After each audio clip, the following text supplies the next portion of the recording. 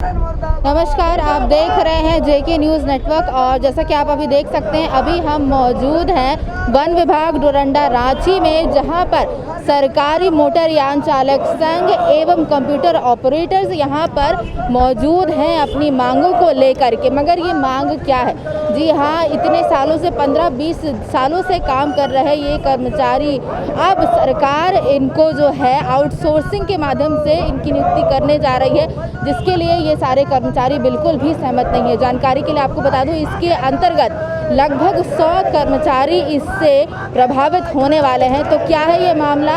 यहाँ वन विभाग के आगे लोग क्यों धरने पर बैठे हैं? क्या है उनकी मांग? चलिए उन्हीं से जानते हैं। सर, यहाँ पर लगभग 600 की संख्या में लोग यहाँ पर मौजूद हैं, मोटरयान चालक और जो भी कंप्यूटर ऑपरेटर्स हैं।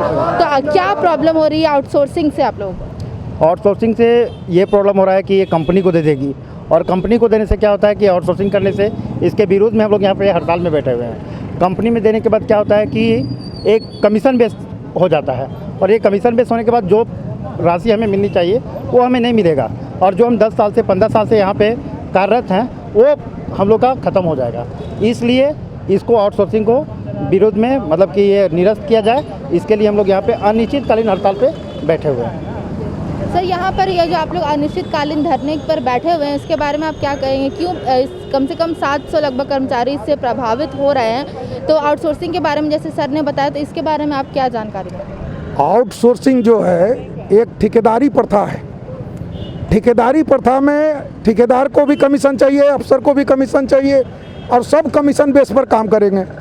आज ये लोग 10 बरस से, कोई 12 बरस से, कोई 15 बरस से यहाँ काम कर रहे हैं। आज इन लोगों को एक मिनिमम तनख्वाह मिल रही है, और वो तनख्वाह भी मिलना बंद हो जाएगा। आउटसोर्सिंग होने से बहुत सा फैसिलिटी सरकार का मिलना बंद हो जाएगा, जो कि अभी इन लोगों को मिल रहा है। आउटसोर्सिंग कभी भी नहीं होना चाहिए, कभी भी किसी डिपार्टमेंट में आउटसोर्सिंग नहीं होना चाहिए।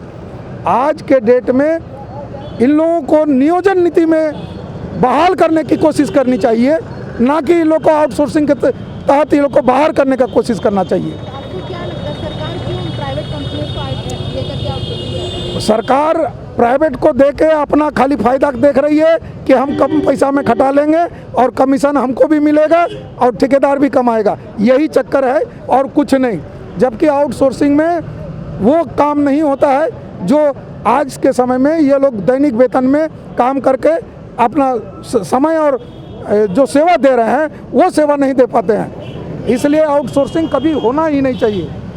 यहाँ पर इन्होंने समस्याओं के बारे में बताया, तो इसका क्या सुझाव हो सकता है आप लोग के माध्यम से, जो आप यहाँ पर मांग कर रहे हैं? जिस चीज़ हम मांग करते हैं कि आउटसोर्सिंग पहले रद्द हो, जो व्यक्ति जैसे काम कर रहा है वो काम करे।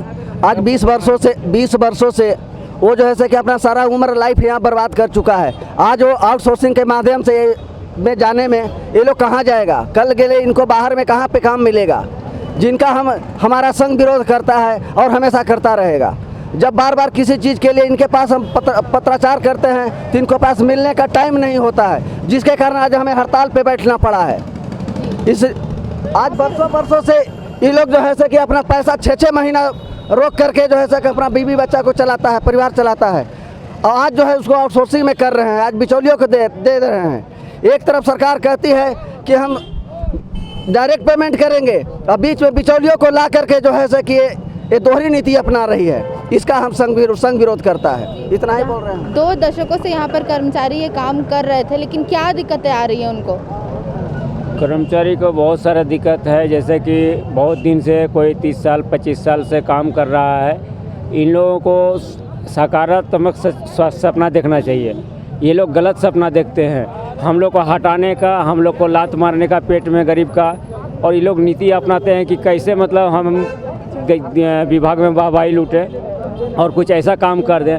और ये लोग ये नहीं देख रहा है कि गरीब जो छोटा से छोटा कर्मचारी है, ऐसा ही आज हमको लग रहा है 30 साल से बहाली नहीं कर रहा है लोग, और बहाली करने का ना सोच करके ऊपर में पदाधिकारी लोग बहुत ज़्यादा मतलब जहाँ एक विषय हुआ करते थे बिहार के राज्य में, बिहार जब राज्य हुआ करता था उस समय 1 विषय होता था, अभी 8-8 विषय। ऊँचा लेवल में बहुत ज़्यादा पद बढ़ जा रहा है, और नीचे लेवल में बहाली करने का ये लोग को मतलब कोई मतलब ही नहीं बनता। ये लोग कुछ सोचता ही नहीं नीचे लेवल के लिए। एकदम जूती का जो है ना नोक पर रखने का ये लोग को प्रथा है।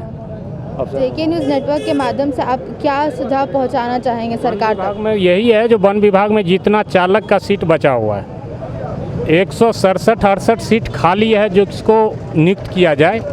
और अभी भी फ़िलहाल नया गाड़ी खरीदा रहा है, 22-22 लाख का गाड़ी परचेज हो रहा है, लेकिन ड्राइवर को बहाली नहीं किया जा रहा है। विदाउट बहाली और विदाउट ड्राइवर का कहीं गाड़ी चलेगा? गाड़ी के लिए 22 लाख रुपया उनको है, एक बार में 25-25 गाड़ी परचेज होता है, लेकिन ड्राइवर बहाल नहीं हो रहा है। 1985 से अभी तक ड्राइवर या स्टाफ बहाल नहीं हुआ है वन विभाग में। सब डेली वेज पर था, जो डेली वेज में था वो शोषण पदाधिकारी करते थे। पेमेंट मान लीजिए श्रम नियोजनालय वाला देते थे, और सरकारी परमानेंट जो 40,000-60,000 रुपया सैलरी है, उस पैसा में से 8 गो 10 गो स्टाफ को रखते हैं, ड्राइवर को रखते हैं और खटाते हैं।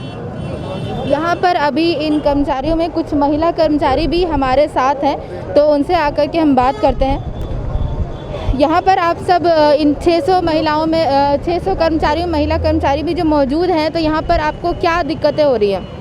देखिए, हम लोग ये धरना प्रदर्शन इसलिए कर रहे हैं कि वन विभाग में 10 वर्षों से 20 वर्षों से 30 वर्षों से लोग अपनी सेवा दे रहे हैं। अब मुद्दा आउटसोर्सिंग का आ गया कि हमें एजेंसी के में डाल दिया जाएगा, एजेंसी के थ्रू हमारा पेमेंट होगा।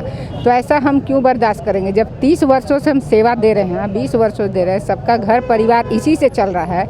एजेंसी के थ्रू जाने से जो सैलरी है वो तो आधा हो जाएगी, प्लस जो हमारी छुट्टी है, ऐसे बोल करके हम चले जाए तो वो छुट्टी नहीं मिलेगी, मिलेगी तो काट दिया जाएगा वो भी सैलरी।